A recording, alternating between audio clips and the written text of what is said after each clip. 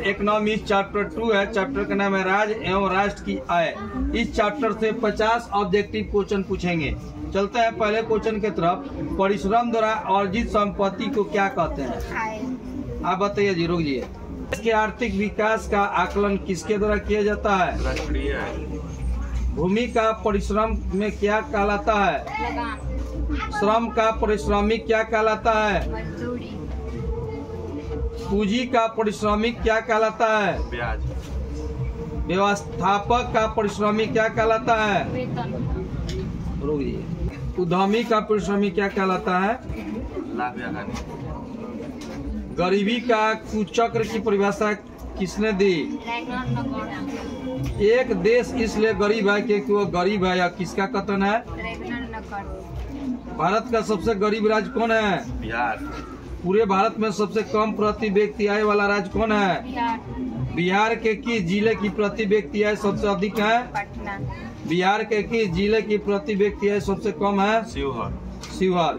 बिहार के कितनी आबादी गरीबी रेखा से नीचे गुजर बसर करती है? 41.4%। बिहार में 2008 से 9 के बीच कुल घरेलू उत्पादन कितना प्रतिशत था? 11.3%। बिहार के प्रति व्यक्ति आय में किस क्षेत्र का योगदान सबसे अधिक है? बिहार राज्य में लोगों के जीविका का मुख्य आधार क्या है? कृषि। बिहार राज्य कितनी % जनसंख्या कृषि पर आधारित है? 86%। बिहार राज्य में लगभग कितने प्रतिशत भूमि पर खेती होती है? 80%। तीसा की भयानक आर्थिक मंदी की अवधि क्या थी? 1929 से 33। तीसा की भयानक आर्थिक मंदी से उबरने के लिए कितने सुझाव दिया? राष्ट्रीय आय में से खर्च हटाने के बाद क्या मिलता है? शुद्ध राष्ट्रीय आय। राष्ट्रीय आय को भोग ब्याज तथा विनियोग के योगफल के रूप में किसने व्यक्त किया? सबसे पहले भारत के राष्ट्रीय आय का अनुमान किसने और कब लगाया था? Dadabhai Naoroji 1868। Poverty and un British rule in India पुस्तक किसने लिखी? दादा भाई नौरोजी। दादा भाई नौरोजी ने भारत का राष्ट्रीय आय कितना बताया था? 20 रुपए। डॉक्टर BKRV रॉय कौन थे? प्रसिद्ध अर्थशास्त्री। भारत सरकार ने राष्ट्रीय आय समिति का गठन किसकी अध्यक्षता में किया? Professor PC Mahalanobis. ठीक। भारत सरकार ने राष्ट्रीय आय समिति गठन कब किया? 1949। भारत में राष्ट्रीय आय की गणना के लिए सर्वमान्य संस्था कौन है? केंद्रीय सांख्यिकी संगठन। केंद्रीय सांख्यिकी संगठन की स्थापना कब की गई थी? 1951। राष्ट्रीय आय तथा कुल जनसंख्या का अनुपात क्या कहलाता है? एक वर्ष में उत्पादित सभी अंतिम वस्तुएं और सेवाओं का कुल बाजार मूल्य क्या कहलाता है? सन 2008 से 9 के अनुसार भारत की औसत प्रति व्यक्ति आय कितनी थी? 25,494 रुपये। भारत में वित्तीय वर्ष की अवधि क्या है? 1 अप्रैल से 31 मार्च। 1948 से 49 भारत की राष्ट्रीय आय कितनी थी? बताइए गुप्ता, कितना करोड़? 25,000। गलत, बताइए। 86 से 50 करोड़। और 7 पुस्तक की रचना किसने की? चाणक्य। इनका और या कौटिल्य। आय का चक्रीय प्रभाव किनके बीच होता है? आय का चक्रीय प्रभाव किनके बीच होता है? जल्दी बोलिए, बताइए गुप्ता। उत्पादन या आय और व्यय के बीच।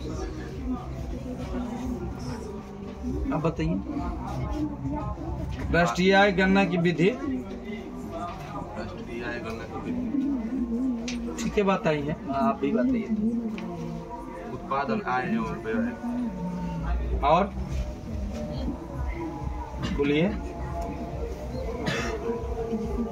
उत्पादन गणना, आय गणना, व्यय गणना, मूल्य योग, व्यावसायिक गणना। GDP का फुल फॉर्म बताइए। ग्रॉस डोमेस्टिक प्रोडक्ट सकल घरेलू उत्पाद। ठीक। PCI पर ठीक है। पर कैपिटल इनकम प्रति व्यक्ति आय। NSSO बताइए। नेशनल ठीक है, नेशनल